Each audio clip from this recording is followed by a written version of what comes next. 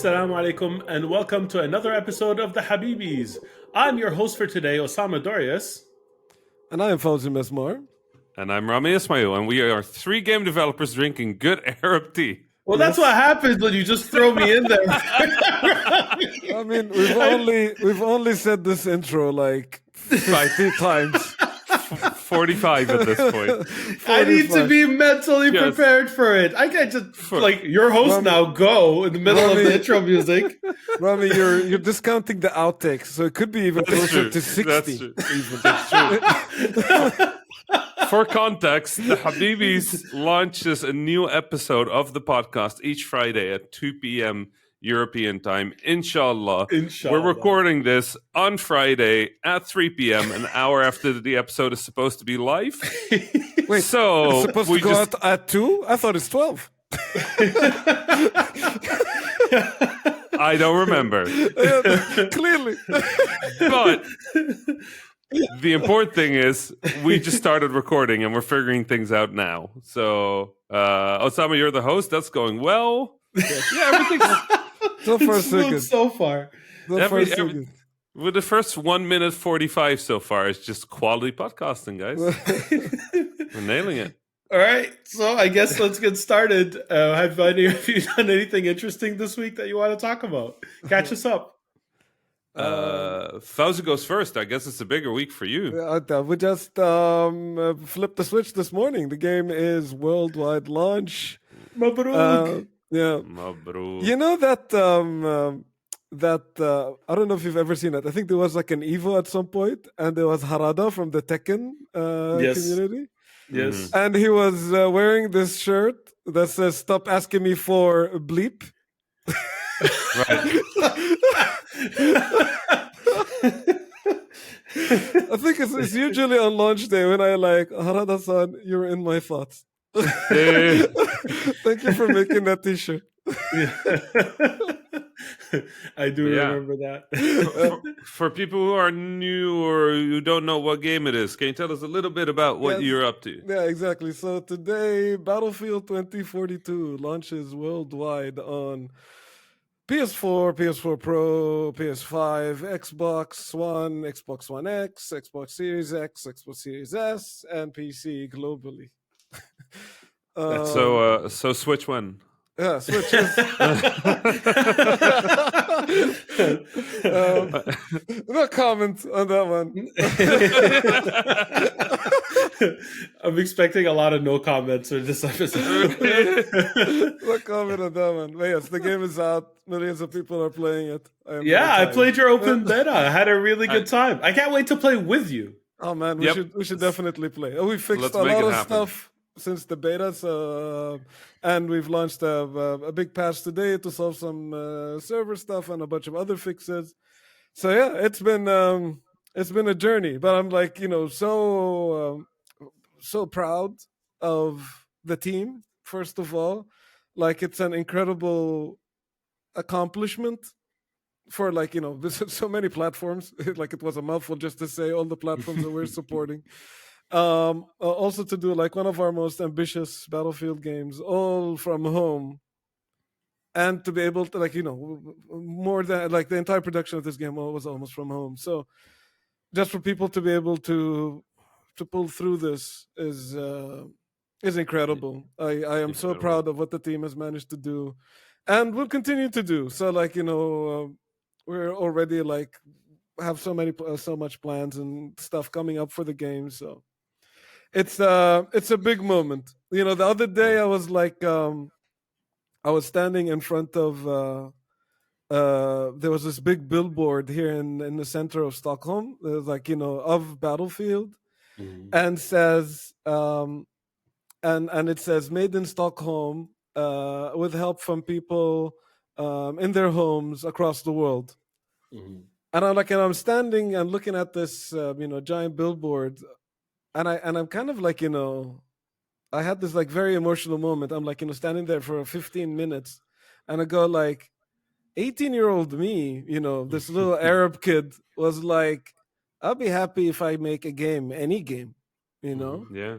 And when I was making my first video game, I was me and the other boys would finish making that thing, and then we'd go to the LAN and play some Battlefield 1942. So I'm like, standing there like, I'm in Stockholm. I Right.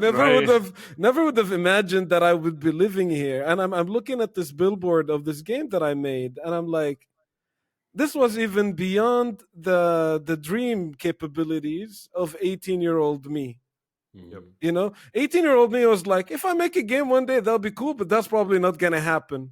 But like, it was a moment when I'm standing there and looking at this billboard and I'm reflecting on this journey, and I go like, oh yeah, I made the game in Japan. Oh yeah, I worked on like, some JRPGs that I really, really liked. And like, I'm in Stockholm looking at this billboard of this massive game that I'm a huge fan of. And like 18, 19 years ago when I was making my first game, I was playing the first one of these. Wow. So yeah, it's wild. Like I said, You this suddenly see the journey, right? this Arab kid, this little Arab kid in me was like, at some point I remember going like, I'm just not born in the right place to ever be able to do this, And then yeah. And here you are, inspiring an entire new generation of Arab kids. Absolutely. If I help in any way for that to happen, that will be the true life objective for me accomplished. If I manage to inspire one person somewhere, I think you have a lot of life goals accomplished then. Yes. Yeah. It's actually one of the things I speak about once in a while is that whenever game designers get together, oftentimes one of the pieces of conversations is, when did you realize you wanted to do this? Like it comes up often. Yeah. And so many of my peers, a lot of them, they say it's when they were really young. When I got my Nintendo when I was 6, when I did this when I was 7. And I know that's the feeling for a lot of people. But for me, it was when I was 27 and my friend Ahmed became a game designer. And I'm like, I could do that. It like clicked something in my head. I became a professional game designer at 28. Wow. So like your story, Fauzi, our stories are going to be that click for so many people now. I'm so grateful for that. I was grateful for my friend Ahmed, who became a game designer before me and unlocked that potential, even though I had been already making games, crappy Flash games, but I had been making games for years, over a decade at that point. So, right, it's never a job or a career, right? Like not at least when we were young, and before that when Osama was young, it just way before that wasn't. It just wasn't a thing that you would consider as a thing you could do, right? Not you, but also not your parents, not your family, not the people around you, because you would look at the names, and the name that was closest to ours would be like John Romero because it wasn't Chris. Yeah. Right. Like I played all these games, and to me they were made by magic. Yeah. Because all the people that were in those games had names that I just couldn't imagine, like Chris Sawyer. Yeah. Or like who's that? What is that? Like it's clearly not an Arab. It's clearly not like there's no Ramis. There's no Fuz. There's no Samas. There's no any of the people in the Discord right now that make games. Right. Yeah. They're names that people see in the credits of their favorite games. Yeah. And there's research after research that says that the biggest difference you can make to bring marginalized or underrepresented people into a field. Right. Yes, there's the structural issues of how they are treated when they get into the industry, but wanting to get in there in the first place, a large part of that is just seeing a name. Yeah. And going, hey, that's like me. Yeah. I think it's really like one of the most difficult things for me starting up is that like, I don't know what a real game developer looks like. I've never seen one. No one I know around me has seen one, and everybody was like, that they like the concept of like, oh yeah, it's nice that you want to be a game developer, but you really should be focusing on, getting a real job so you can put food on the table, because like those people don't exist, they're not there, and the biggest thing I struggled with was doubt. It's like I'm probably, what if this dream is nonsense? What if I'm focusing on the wrong things? Right. I think this is what makes this emotional, this moment even more emotional, is because of it worked out. Yeah, it did work out, but it's also Yeah. because I'm acknowledging that I was also very lucky. Yeah. Like there's been a lot of people that have put their trust in me. There's been a lot of people that believed in me, and I was, in the right place at the right time. And then after 80% of like all sorts of other issue, and I put a lot of hard work, but it wasn't just the work. There's a lot of Yeah. things that Right. happened to cause this to Right. ended up happening to me. I am grateful. But for you, like in our time when we were younger, even having the dream was already hard, Yeah. Yeah, right?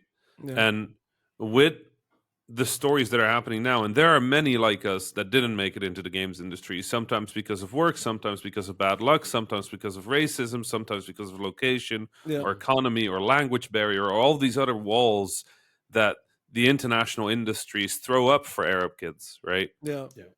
And I think this is why, I almost made it my life objective to be the person I hope I met when I was a Yes. kid.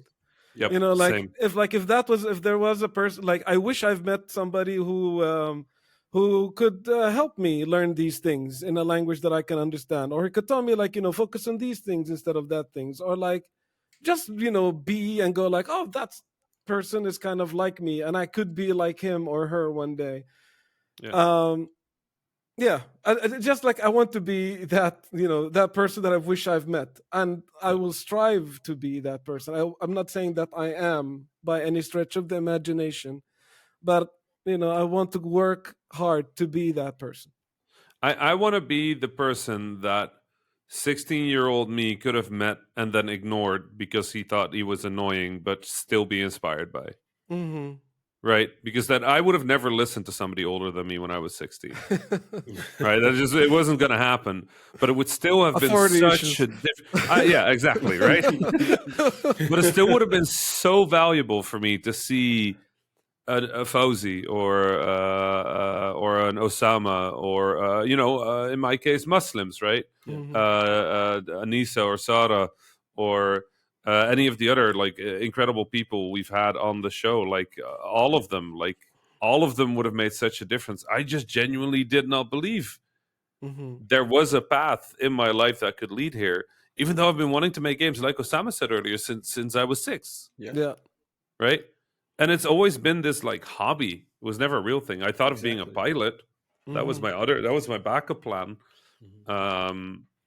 But eventually pilot wasn't a thing anymore. So it became, okay, well, let's make games and I'll figure out what my job is going to be later. Right. Yeah. And it wasn't, I got lucky that the Netherlands had game design university.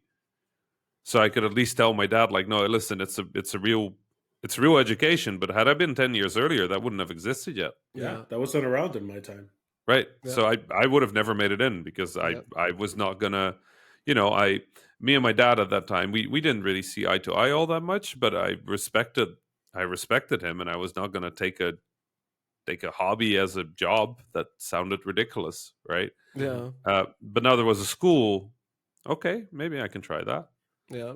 For me, the idea of studying game development was also one of those things that I couldn't imagine, Right. which is kind of ironic because now I teach it. Right. Yeah. But Yeah. Same. growing up, I was like, well, if I know I want to make games, so if I want to make games, I probably need to know computers because they need computers to make games, right? Right. And I probably need to learn Japanese because all games are made in Japan. Like All of the them. Wow. two very wrong assumptions, not wrong, but not accurate assumptions at all. So I was like, I don't know. I didn't know, but that's what my 16 or 15-year-old brain could come up with. So like, okay, and then I studied computer science. I studied mean, Japanese. And it I worked. Somehow. It's really funny because I thought all games were made in America and that like Miyamoto was just an American name. Wow. I was That's like, funny. that must be from that Hollywood place, huh? Yeah. I genuinely did not realize that there were multiple places games got made until I Yeah. started playing those like weird ROM hacks where the text was still in Japanese, and I was like, oh, Yeah. these are probably not from America. But yeah, I always thought that the US was like the only place games got made because all the names sounded so US. And I guess you started on console, Fauzi. Yeah, Nintendo's, Atari, stuff like that. Ataris and stuff like that. Space Invader was the first video game I played, and Right, that was a Japanese game. Then it's right. Pac-Man, also a Japanese game. My first game was called Jump Joe, but then Mhm. after that there was like Grand Prix Circuit and Transport Tycoon and like stuff like Okay. that. So I very much came up on the PC sort of sim/strategy side, Yeah, which was just US games, right? yeah. That was Almost a all of them. later part in my life. That's maybe my junior high, Yeah. like You're all late making me feel like elementary school. babies. Late elementary school, but like before that it was Nintendo, Sega, Atari, but that the Japanese games that were ported onto the Atari machine. When I was a kid, I thought Atari was a Japanese console. Yeah. MSX was only Konami games that I had, and MSX was my second console, and that was Japanese, and like all the Konami games on it. So but also like it was also that era in like the 80s in which like pretty much everything cool came from Japan as far as I was Yes. concerned. Mhm. My Walkman was Sony. My Sony. dad drove a Toyota. We had a Toshiba car, but JVC a VHS player. And like there was a Nintendo, and we were watching all these cartoons like Captain Tsubasa and all of this stuff. So Japan was this like magical place for me as a kid when like all the cool stuff came from. So that's why I, I was leaning in that direction more, I guess. hey, I mean, I've had that moment of I think once or twice where you just look at something and you realize like what it worked. Yeah, And it's a weird moment. It feels small and very big at the same time, right? yeah, Um, but it's I think it's that tracing the line back to that first moment you remember of really wanting this to work out, but knowing that it probably wasn't, yeah, and then standing on the other end now and being like, whew. yeah. Man, there's a story I don't think I've ever told on the air before. When I was working for like one of the companies in Jordan, the small independent studio, and we were working on this game really hard for like 3.5 years. And then the studio ran out of funding and we were shutting down. And like it's already been 3 months and we haven't been paying anybody. It was very rough. And we were all brokenhearted because we all really believed in this project. We put our hearts and soul into it. And then like, yeah, stuff just didn't work out. And I remember like a lot of people in my team, there was this dude that came up to me and he was saying, like I'm an accountant, this person is a 3D artist, that person is a programmer, and we've had experiences in these fields before, so we have something to land onto. And he's like, you've only worked in games for now, it was like 5 or 6 years at the time. What are you gonna do? you know I at least can do database the development. Right. So I'm gonna just go back and do that. And I remember that night I was so disheartened that I bought a giant SQL book and I just sat down and was studying the entire evening, going like, yeah, that's it. Oh no. It's going back to this to the I'm gonna be building databases because like I gotta put food on the table and something like that. Yeah. Yeah. Yeah, that was like a tough night. Like a couple of nights of me going like, yeah, it's time for me to be real. Yeah. To find a real job after all. Get a real job because yeah, Yeah. you've done the dream. You've lived it for a while. That was nice. Now it's time to grow up and. Yeah. Yep. Yeah, I Um, think What's a the lot of happy kids. ending? I want to know the happy ending. How did well, you turn I'm it? here, right? So like another. There was this comic This book company in Jordan. And they contacted me to help in some of the writing, but then they were like, maybe you can start a gaming division here as Wow. well. Yeah, so they brought me over and I ended up starting a gaming division. And like within a week from that incident, I was back to making games. That's right. amazing. But I think the important part is that sometimes there isn't a happy ending Yeah. Yes, at that point, Yeah. correct. right?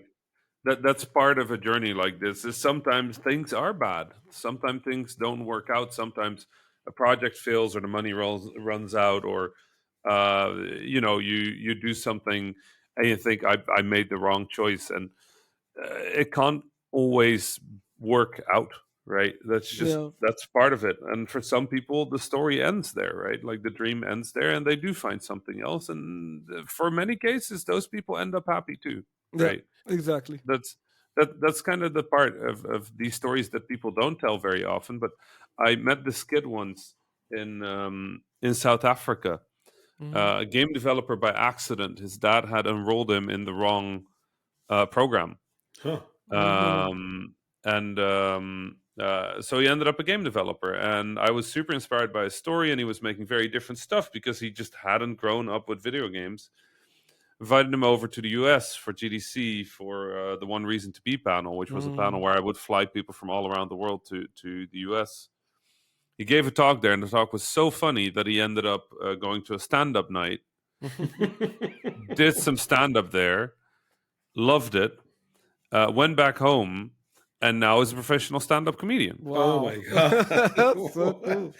Right?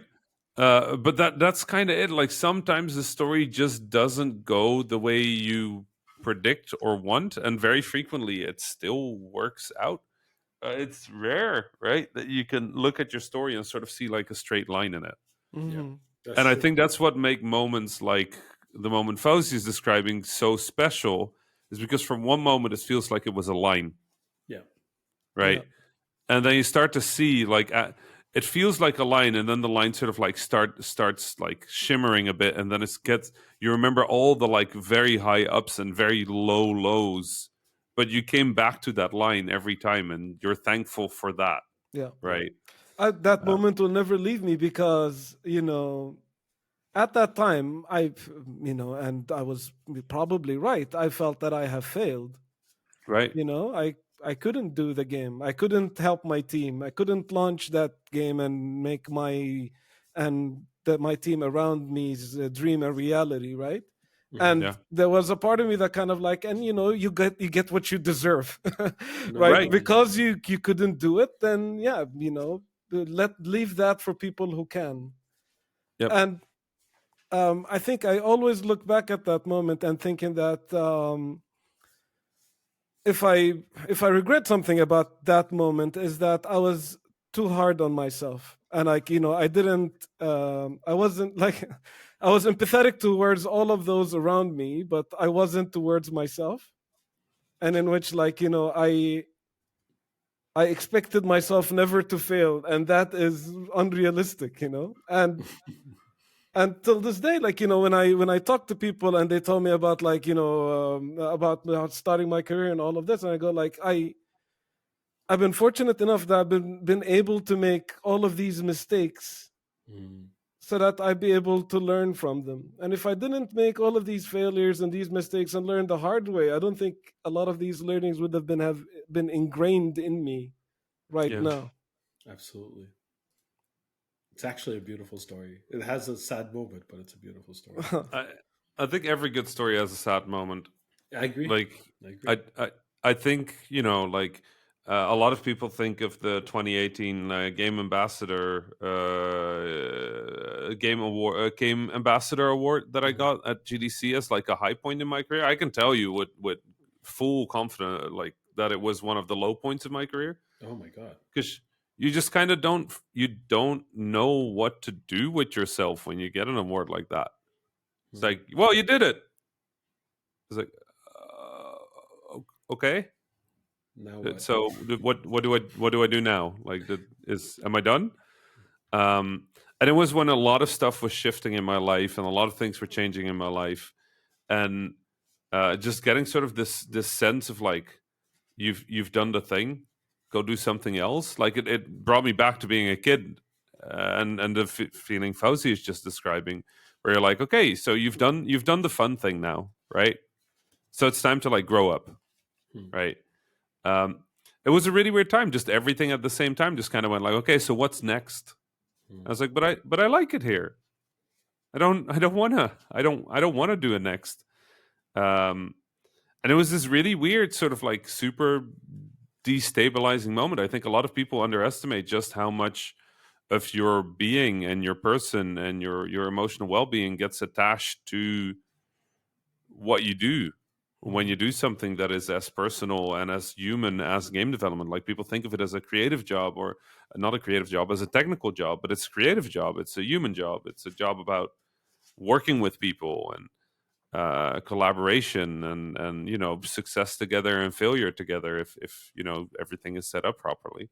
Mhm. Yeah. Um, and when things don't go right, it really hurts. But sometimes even when things do go right, it really hurts. Yep.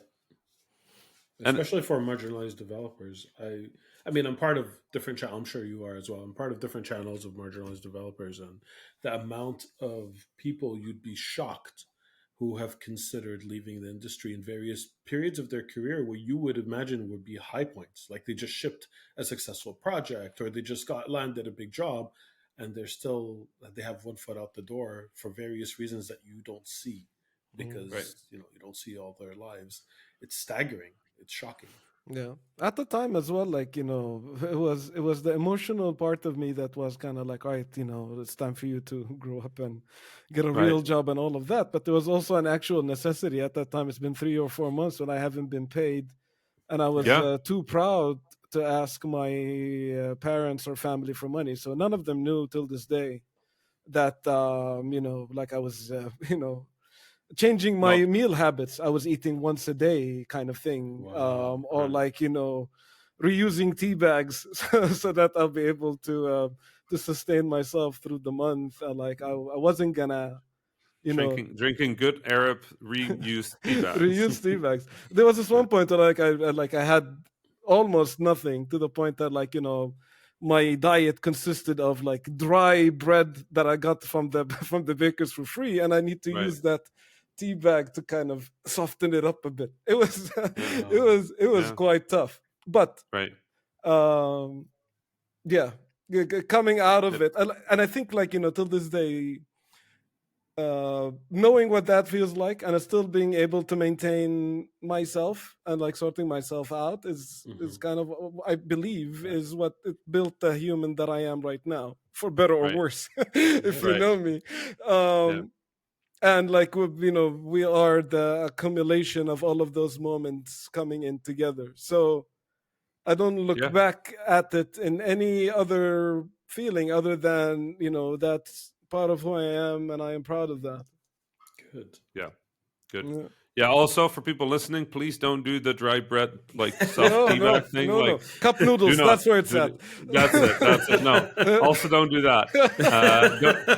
Don't forget that one of the odd things about stories like this is that you can only listen to the people for who it did work out, right? And Yes. there are a Yeah. hundred versions of Fauzi that didn't have it work out, No.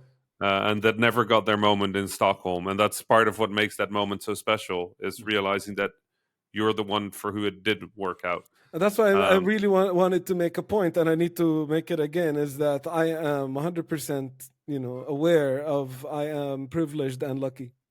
yeah, And Absolutely. that this is not just me. This right. is this is a lot of But things coming in together. I Uh, would like to counter emphasize that being privileged doesn't mean privileged in every way.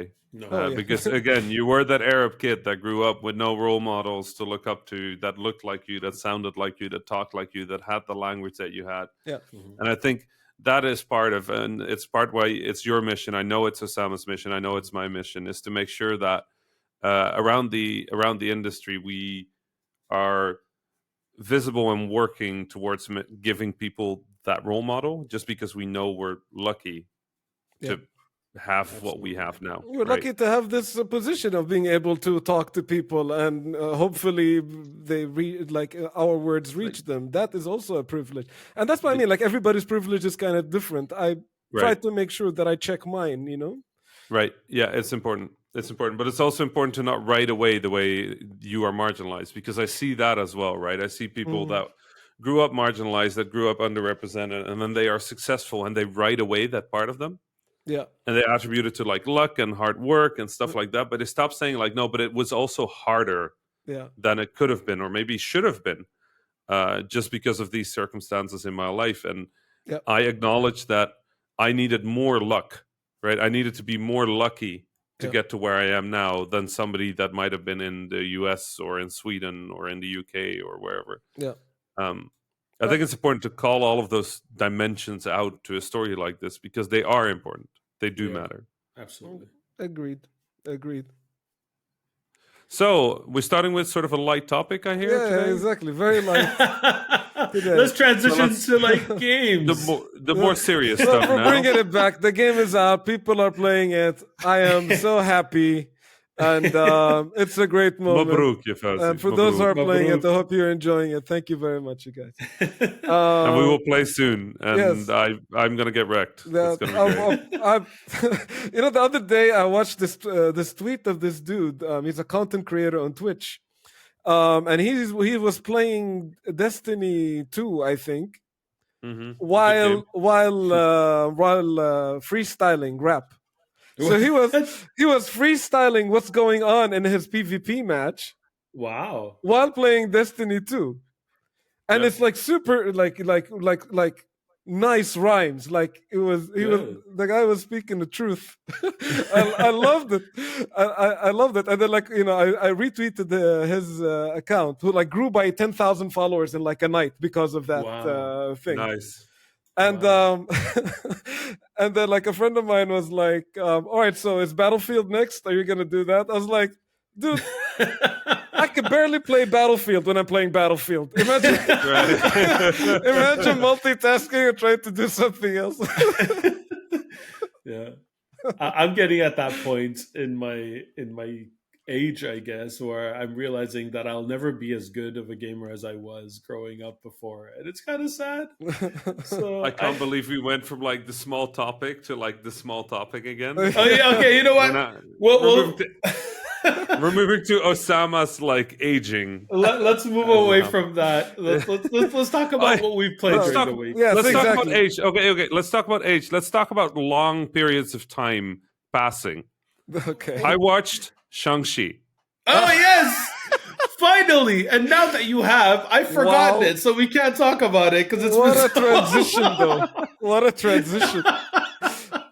Like talking about long shots. Wow. Yes. Yes, that was a stretch. The maximum distance, but it's also true. I think we first talked about Shang-Chi in 2017 on this podcast. Well, I had seen it a week before it came out, and I was super excited to talk about it when it was a hot topic. It's no longer a hot topic anymore. What do you think? It's good. Yeah, it's great. It's really good. They do that thing where the third act feels like it has nothing to do with the first two acts, but yes, it was beautiful. Yes. Just beautiful. And it was really nice to see an origin story that kind of doesn't start with weird, like, I don't know. The thing that made me tired about the movie, there was one thing I didn't like about the movie, which is like, how come all these superheroes always end up in San Francisco? What is wrong with them? It's usually like go New anywhere York, else, though, isn't it? New York, San Francisco, Los Angeles. Like, why doesn't nobody just like find a nice place to chill in like, Paris? Maybe the conference is there and they just have to go. The superhero conference. The superhero conference, the SHC. Yeah. But like, that's the one thing, or it's like the entire opening sequence. I'm like, it's so nice to see somebody with a different experience than grew up in the US, had life in the US, got bitten by a radioactive spider in the US, and then became the superhero that protects Brooklyn in the US, right? Like, every other superhero is that. So I was just like, oh, it's so nice to see something else. But at the same time, I'm like, I'm so tired that this kid isn't growing up in China. Yeah. Like, I get it. Like, obviously, I don't want to dismiss the Asian American experience or the American, I don't know which order those words go.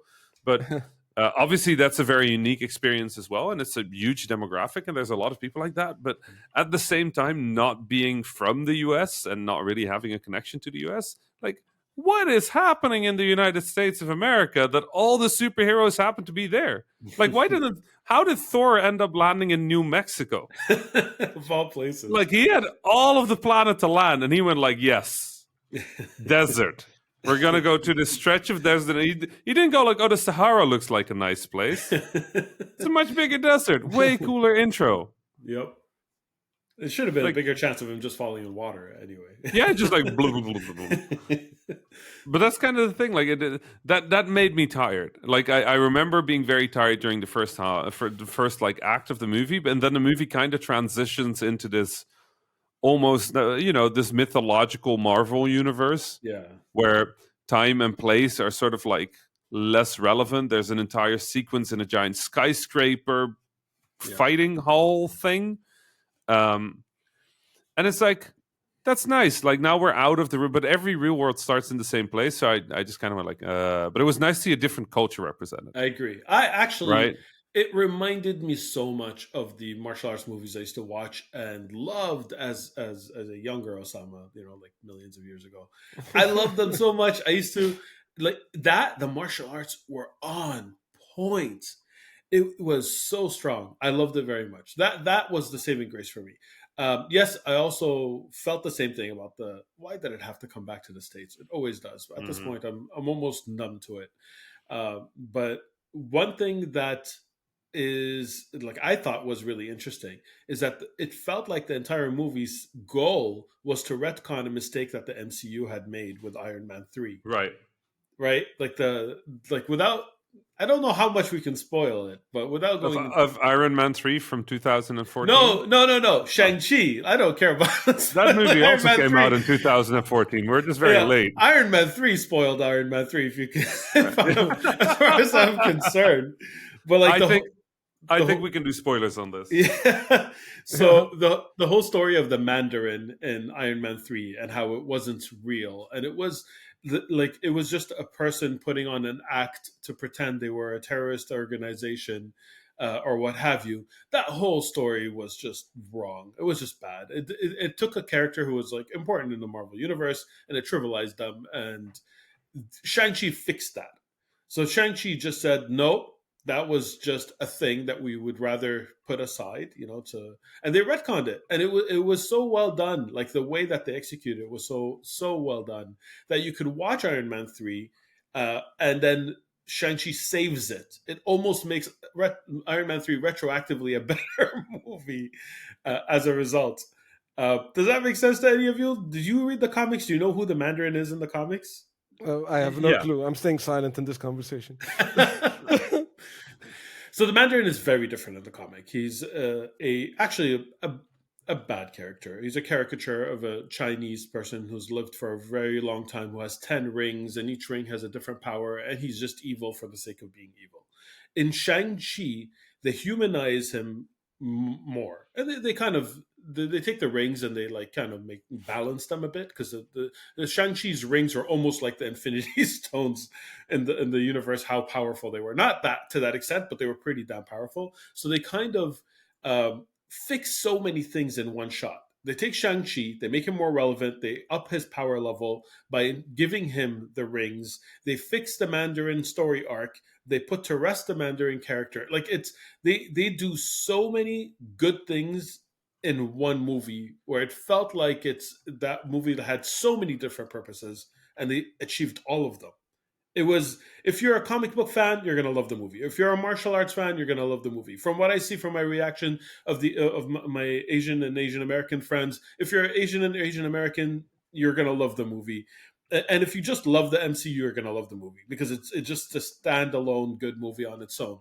So to me, it's a win-win-win-win. Like, that's so rare in today's times, where you could just make everybody happy. Everyone except Rami, but everyone else happy. Right.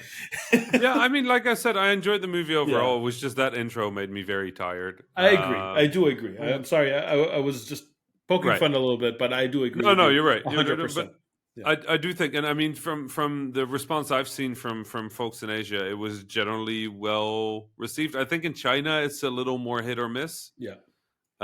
Which obviously that is a large part of where the movie takes place. So I don't think we can dismiss that entirely either. But I also can't speak on behalf or like I can only amplify what I've heard. Yeah.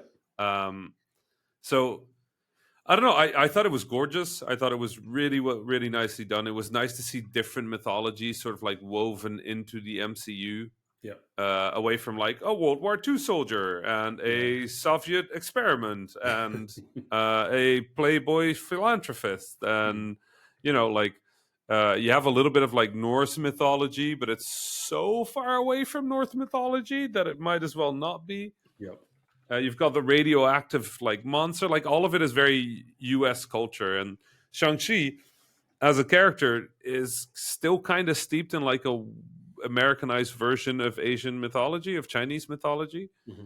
But it is cool to see it woven in with apparently some consideration for the source material, which is cool. Yeah. I'm looking forward to when Rami Malek becomes the MCU's version of whatever an Arab superhero is going to be. Well, we're getting one, right? We're getting Moon Knight. Moon Knight is not an Arab. He's not an Arab, yeah. No, but it sounds like they brought aboard in because if I remember correctly, Moon Knight is the one that gets his powers from an Egyptian old Egyptian god, right? Yeah. Right. And the movie takes place in Cairo, I think. Does it? I think so. I didn't know it was a movie. I thought Moon Knight was a TV sorry, show. the series. Sorry, Yeah. the series. Yeah. Yeah. But I also think that they brought on board Mohammed Diab. Yes, he's a director on the movie, I believe. On the series. On the series, yeah. Oh, sorry. Right. And that's an Egyptian as Egyptian. Yeah. That's like that's an Egyptian right there. So it's a step in the right direction, but Moon Knight, the character, is of Jewish kind of origin. a mess. Yeah, it's not, right. And like he has. It's basically. Well, I think he was the first or one of the first Jewish characters, which is important. He also has mental disorders, which I don't know how they're going to handle that, but I assume in this day and age, carefully. I hope so. Yeah, so it's and you're right. It's an Arabic director, so it's a step in the right direction in that. But I want our Shang-Chi. You know what I mean? Right. I want that. Before that, I used to say I want our Black Panther. So it's in that category. I want that. I just want some representation that isn't us being in the opening act and getting shot. Yes, and Miss Marvel is one of the closest, by the way. Right. I'll agree to that. Yes, it's funny. I'm also just happy that our names are now in credits on games. Yeah, yep. It's good. It's a lot to celebrate. It's slow progress, man. It's progress. Anyway, Shang-Chi, beautiful. Lovely, really enjoyed it. Fight choreography was incredible. Movie has colors, which is also nice. Yeah, colors are great. Just so many colors. And heart. It had a lot of heart. It was genuinely funny in a lot of scenes. I mean, give any story a conflict between a proud father and a kid trying to live up to it, and I'm like, yeah, I feel that. Absolutely. I understand these emotions. Did you play anything this week? I did. What'd you play? Let me see. I played a lot of stuff. I was in Norway at a conference called Console in the city of Bergen, which is apparently one of the most rainy places on Earth. Which I did not know, but it clearly is. So I played a lot of games at the conference, and I don't know which ones I can or cannot talk about. So that's kind of a problem. Okay. I got a new flight stick for Flight Simulator. That's awesome. For the Xbox. Huh. Which is really cool because obviously I have a full setup at my desk, but at the same time, I really wanted to play that game on the couch. Mm-hmm. And this thing is just a full flight controller for on the couch, and it's really good. And I've played a whole bunch of beat Osama's score in Forza Horizon 5. It's not very hard to beat my score in Forza Horizon 5. It's pretty straightforward, but everywhere I see your name, I'm just like, well, got to do better than that. You do know that that's all fake, right? It's not actually my name, right? I mean, it's actually my name, but it's not actually me, right? No. So you've got the races, in which I can beat a drivatar of you. Yes, so it's an AI trained by your performances, effectively. That's kind of how I understand it to be. Yes. But then there's also the challenges that you beat in specific times or based on specific conditions. Oh. And those appear. So if you have one of those speed challenges, then when I complete it, I get to see how much better I did than my friends and whichever friends participated in that same event at some point. Oh, I didn't pick up on that. Okay, so I'm going to have to go back and beat your scores now. Well, no, you don't. You really don't. It's not that big of a deal. It's really I wouldn't worry too much about it. Well, on the topic of Forza 5, because I did play Forza 5 and I was really excited about it, and I'm a Forza fan. I'm not a big driving game fan in general or racing game fan in general, but I have traditionally always played like the Gran Turismo's and the Forzas. They're exceptional. They're really good games. And I'm not counting like Mario Karts or F Zeros, which arcade racers I am a big fan of. However, Forza is dear to my heart. So it actually broke my heart when I launched the game and I tried to input my name and it told me that my name was inappropriate content. right. That was a moment where I had to sit back and be like, really? Like the love isn't reciprocal? It's just one way. And I was so disheartened, I didn't even pick my second choice, which is like, my avatar name. I just left it the default Horizon. And I'm like, you've won this this round. And moved down. And like now I'm driving around with a car with Horizon on the back, like the most default. So much heartbreak this episode. Oh my God. No, but there's a good news to the story. So I went on the Twitterverse and I shared the story. And it escalated all the way up to the top of Microsoft. Like, that's amazing. People from Playgrounds reached out to me right away, like within minutes, and they're like, "We're sorry about this. We're gonna look into it." I think good people over there, man. Very good people, very kind, very understanding. And then within a little bit of time, people were reaching out from all levels of Xbox, tracking down what it was, and they're like, "Okay, so it was not a thing from Playgrounds level; it was from Xbox's level." So they all the Xbox game use the same kind of language filter, and Osama was on that filter. So it means two things. One, Playgrounds can't just patch it quickly because it's not on their side. It'll take longer to fix than that, which is bad news, I guess. But the good news is once it's fixed, it'll be fixed for all Xbox games, all Xbox created games. And they are intending to fix it, or the fix should already be through the pipeline. So hopefully this is the last time I drove around with the nameplate that says Horizon. At the same time, it's kind of horrifying that it would need something like this to make that change happen. And it's kind of scary to think that one of the fixes that could happen is just Osama gets fixed. Yep. But all the other Arab names that are in there do not. Yeah. Right. I agree. So it's good that the response was this good. It's a shame that the response was needed at all. Agreed. And this is the point where they should bring in some sort of Arab or Muslim or whoever with experience in these kinds of issues and pay them to get it fixed. Agreed. 100%. That's really should happen. Yeah. But that said, good people at Microsoft and good people at Playground for jumping in so quick and like fixing it. Yeah. Now let's hope it's never needed again. Agreed. Yeah. That's cool. It's a happy ending. I like that. So that's the theme. It's a bit heartbreaking, then happy ending. I like it. I'm trying to think of what heartbreak story I have this week. Oh no. I think we've had enough of those. Think a happy thought. Speaking of endings, I finished Guardians of the Galaxy. Oh, wow. Okay. That was it. I just started it. So no spoilers, please. I'm about 4 or 5 hours in, so I'm about a third of the way through. Yes. And I'm loving it. It took me by complete surprise. I didn't expect to like it this much. Yeah. That's what I was telling Rami last week, actually. This is... it's so funny, and it continues to be funny. Also, so it sounds like you didn't listen to last week's episode, Osama. I did, actually. I heard you say all of those things. Okay, so did you heard us referencing you to the llama in the game? Yes. So I hadn't played the game at that point, so I'm like, "What the hell are they talking about?" And when I got to that point, I'm like, "Oh." You're actually last week's podcast was the reason I picked up the game because I wanted to play it. It was on my list of I'll play it eventually, but I bought it right after finishing listening to the podcast. That's great. And I does it stay as good? Does it keep up? For me, it continues to be good all the way. Nice, nice. Awesome. There's little moments in that game that I really really like. I don't want to say, I don't want to spoil too much, but when you get there, there's a point when you need to lead the llama through something. What? I didn't get there yet. It's hysterical. Like, I was doing it and laughing so much, and I was just like, these little moments are so good that I wish they had the bandwidth to add more of them. Right. And I'm hoping that.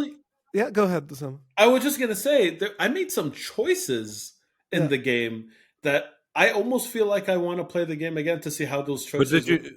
But how did the llama thing ended up for you? Also good. It was no for Osama. Oh, I loved it. I'm super happy. I want to get that specific llama on a t-shirt. I saved it. Of course. Oh, you saved it. Of course that's I all saved I wanted it. to know. Did you save the llama? Did you not save the llama? That's like all I need to know. I actually got analysis paralysis, and I did neither. What? Yeah, so I neither. There's a timer. So there's a timer, and I was like, "What am I supposed to do? What am I supposed to do?" And I didn't do the thing that Rami cheats, in which like he pauses the game or something. Hey, listen, it's a video game. If it works within the agency that I have, I'm gonna take it. Yeah, exactly. But I was like, "Oh my god, what am I gonna do? What am I gonna do?" And then like the timer went off, and stuff happened. So like I really like that they have the framework now, that I'm hoping that maybe for the next one they'll have more bandwidth to add a lot more of these small interactions and like small little moments that kind of that spice things up a bit, because Nice. like the combat is fun, the writing is fun, the platforming and the exploration is okay. But then, like, as the game progresses, it becomes like, cutscene, walk a bit, explore a bit, fight. Adding those tiny moments in like really break down the formula, so to say, and gets a lot more unexpected stuff happening. That's awesome to hear. I would love to see that in the upcoming game, but like the story is full of twists and turns, and genuinely funny all the way through. Well, thoroughly enjoyed it. Speaking of finishing things and endings, last time we couldn't do emails. Yes. Oh, we have an email. We can actually jump into the email. Do you want to do that now? Let's do some emails. But if you also want to send emails, you should send it to info@habibis.com so that Osama can pick it up and we can read it online. Yes. You know how sad Osama gets if there's no emails. I get really sad if there are no emails. It's very, very. It's just very depressing. But thankfully, writer Chance Grayley has sent us an email that I'm going to read online right now, and we can answer their question. So Chance says, "I'm currently playing through Inscription. That's Inscription with a Y, not with an I. Mm-hmm. Y in the middle, not the first letter. And it's probably my favorite game of the year so far. No spoilers, but that game has a lot of unexpected twists and turns. What are some of your favorite games that were very different from what you expected, or at least surprised you in some way? Also, very proud of you guys for almost making it to the 1 year mark. I started listening at around episode 15, and I have loved the show ever since." Oh, awesome. Thank you for joining us on that ride. So I have a couple. Do you all have a couple of games you want to mention? I can think of at least two. All right. I mean, Inscription is one of them for me. I really was not ready for what that game is. It's really, really good if you haven't played it. Yeah. I have not yet. It's on my list. For me, the Nier Automata was one of the first ones that came to mind. Mm-hmm. I kind of went in thinking that it is a game. I played it thinking that it is a different game. I finished it thinking that it is a game, only to finish it again thinking that it's another thing. Nier Automata just kept on surprising me all the way through. It's just like you couldn't expect what you're gonna see in that game. Definitely the first that came to mind. Guardians of the Galaxy kind of surprised me this year, but in a different way. I didn't expect to get as hooked or as much into it as I was, but like it's a very different way of surprising me, as Nier Automata did. What are yours, Osama? So I'm going to pick two recent games because they're fresh on my mind. The first is a game you mentioned last week, which is Unpacking. Oh yeah, Unpacking. That was so good. Really enjoyed it. Well, the part that surprised me is there's actually a narrative in there. There's a story. Like when you go from one of the levels to the next, it like there's a story that starts unpacking at the same time, and that play on words in the title and what it meant, I didn't see it coming. I didn't. And it was so subtle, too, that when I realized that there was a story, when I was like, oh, interesting. So that's what happened to her next. That moment was a little bit mind-blowing because I didn't expect it. I wasn't looking for it. Yeah. So that's the first one. And the second is a game called The Forgotten City. So I didn't know what to expect, but it wasn't that. So a little bit about the game. I thought like for the first huge chunk of the game, it's a walking simulator, which is not my favorite genre, except that I do have a few really like dear to me walking simulators that I love. But in general, I don't. It's not my favorite genre. So I didn't expect to even be playing it for long, if I'm perfectly honest. But the writing was so good. So you wake up on like the story starts. You wake up on a riverbank, and there's this mysterious stranger who tells you walk through that portal. And I'm like, what's going on? This seems so weird and rushed. You walk through the portal, and you find yourself in Rome, like back in time, in a city that you can't escape. And the rest of the game is figuring out where you are, why you got there, what is the city, what's happening. And at the beginning, I was just like, okay, you know what? I'm going to pull on this thread because I'm just confused. I don't understand what's going on. Or like this happened too suddenly. This can't be what it sets out to be. But as you start talking to people and you start seeing what the mystery is, there's another mystery behind that and another one behind that. And the writing is really good. And you start like, love when you play a game and you start falling in love with the characters, like you start seeing all the threads between them. So that game took me by complete surprise. I didn't expect to finish it or like it or love it as much as I did, and it's an exceptional game. And I played it because it came out on Game Pass, and then I went on and looked at the reviews, and it's like overwhelmingly positive on Steam. But I had never heard of it before. Mm-hmm. So those are my two surprises for this year. What about you, Remy? This game I'm going to pick up now after you spoke about it, Osama. That sounds cool.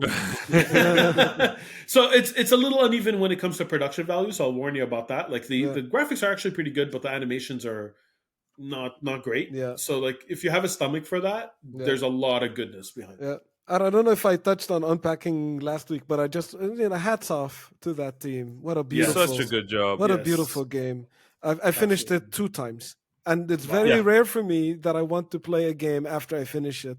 I finished it twice, and I think I want to play it the third time. It's so that good. It's so good. It's that good. It's so good. It's game of the year material. It's so 100%. good. I had such a funny moment in this game when I was trying to hang a diploma, and I just couldn't find any wall to hang it on. So I ended up putting that diploma on the bathroom wall. I was like, really? Okay, that could be funny. And then I tried to proceed, and again, I was like, no, diplomas don't belong on bathroom walls. Even though, depending on the diploma, it's debatable. That actually, like, I put it under the bed, and it hit me. I'm like, because at that part of the story, a little bit of a spoiler, but that part of the story, you realize that the protagonist is moving in with someone, and that someone isn't making enough space for her to put up her diploma. Right. And I'm like, oh, what a jerk. Just for that moment, I'm like, what a jerk. There's no place for me to put up my diploma. Like, that's the kind of storytelling I was talking about. That just, like, came in bits and pieces through the mechanics. It's the entire game. The entire game is a narrative. Yes, that's the thing. That's the trick. Beautiful. The trick is that it's a puzzle game where every piece of the puzzle is telling you some bit of story, right? It's just remarkable. It's so good. I love that, like, that there was some items in which, like, oh, it's this again. Like, you open the box, and then you go like, oh, no, it's the chickens. Where am I gonna put the chickens today? It's so good. Such a lovely moment. So, like, sorry I interjected there, Rami, but I just needed because I didn't say my opinion. Thank you for making this game. What a wonderful thing. Mm-hmm. So, thank you to all the team. Yes. What's your surprises, Rami? Oh God. I was really surprised. I was really surprised by 13 Sentinels, which I've mentioned before on this very podcast, but I genuinely did not think I would be interested or like it, and the way the narrative came together was incredible. The other one is Mario Tennis Aces, which ended up being one of my favorite games of all time. Didn't think I would like a tennis game. Didn't think that the tennis game was actually a fighting game, and then didn't think I would like a fighting game that much. So I think it's those two that were like my big surprises of the last few years. And Nier Automata, obviously, like, you can't be prepared for Nier Automata. Like, that's not a thing. You could have played Nier and still not be ready for Nier Automata. What a remarkable work. But yeah, no, I mean, Unpacking, I think that is everybody's surprise at the moment, because, everybody kind of, we've seen it coming for such a long time, that game. Like, it's been I don't know if everybody had been, but I've been paying attention to it for years. And the funny part is that it was exactly what I thought it's going to be. Yeah. In terms of, I'm going to take stuff from boxes and put it in its place.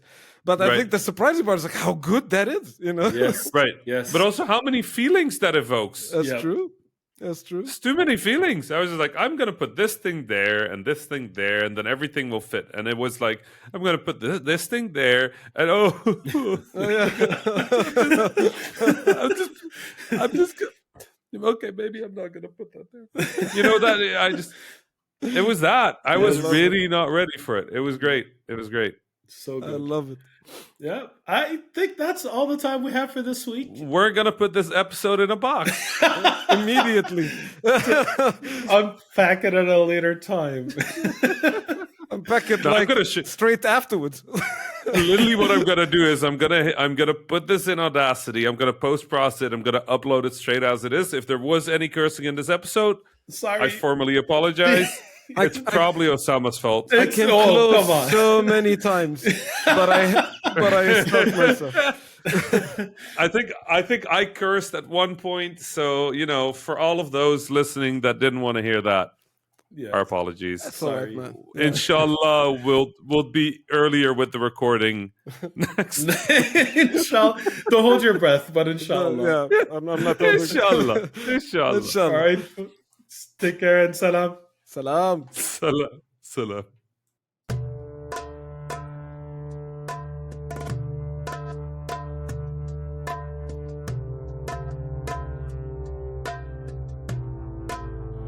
That was the Habibis podcast for this week. I'm Osama Dorias, your host for this episode. You can find me on Twitter at Osama Dorias. My fellow Habibis were Rami Ismail, you can find on Twitter at @THA_Rami, and Fauzi Mesmar, who you can find on Twitter at Fauzi Mesmar. Send us your questions, stories, suggestions via info@thehabibis.com. Intro and outro music was provided by Malik Zubayla, and the logo was provided by Ibrahim Hamdi. The Habibis is a weekly podcast about 3 game developers drinking good Arab tea, with new episodes launching every Friday, inshallah. If you enjoyed the show, don't forget to subscribe on your favorite podcasting service, or check out thehabibis.com for more information. Thank you for listening, and Assalamu alaikum.